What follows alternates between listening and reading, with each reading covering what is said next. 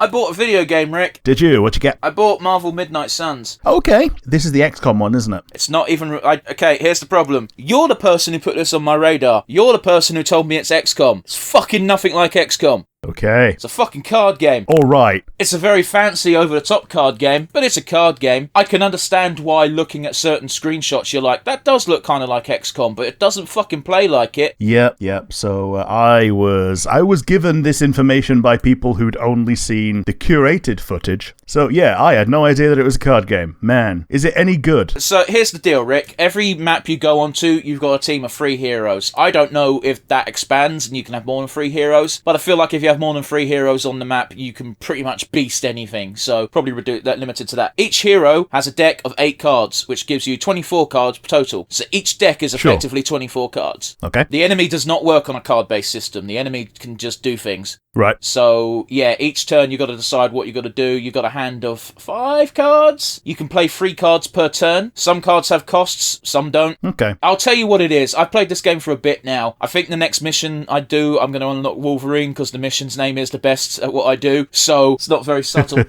It feels like a mobile game that got upscaled. Okay. Like, there's a lot of things in between missions. There's a lot of basically mechanics I can see that if this was a mobile game, they'd charge you for this. Yeah. Like the way you unlock cards, you don't just unlock cards. You get given rewards at the end of a mission. You open the reward. It's an RNG chance on what cards you get. You can pick 2 of the 4 cards that you draw, and that's it. And I can totally see like playing a mobile game, and it's like, you want more cards quickly, motherfucker? Give us $20. Yeah. It's also not a team of OCs, because I remember when this first came out, you said basically you pick someone and you give them the Spider-Man moveset or the Ghost Rider moveset. No, you just play as the characters. One of the first characters they give you is Captain Marvel. Fair enough. And they make it very obvious that she is the strongest and best character in the Marvel franchise. But yeah, overall, like, despite the criticisms I've laid upon it, and boy do the character models not look good, which is disappointing considering it's a goddamn PS5 gen game. Yes. The core gameplay is actually quite addictive. I do enjoy playing it.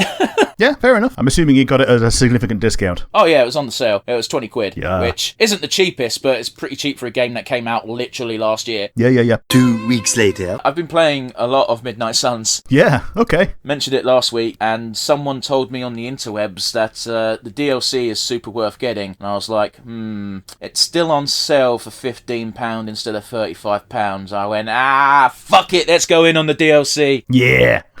And has it been good? It's been interesting. Okay. The DLC gives you access to 4 DLC characters, and they're all winners in my opinion. There's one standout one that seemed a bit weak, but once I recruited them, I was like, okay, fuck it, you've won me over. So, the 4 DLC characters are Deadpool. Makes perfect sense to make him a DLC character. He is a fan favourite. Yes, and he will sell the DLC to people. He absolutely will. Next up, we've got Venom. Yep, also another fan favourite who will sell the DLC to people. Venom is already in the game as a villain. Okay. So it's I was like, how the fuck are they going to make this work? And I'll tell you how they make it work a bit later. Another character they add, which is probably the weakest on paper, but as soon as I recruited them, I changed my fucking mind. Morbius. Alright. And last but not least, probably the only X-Man that you could put in that's not Wolverine, and it's Storm. Yeah.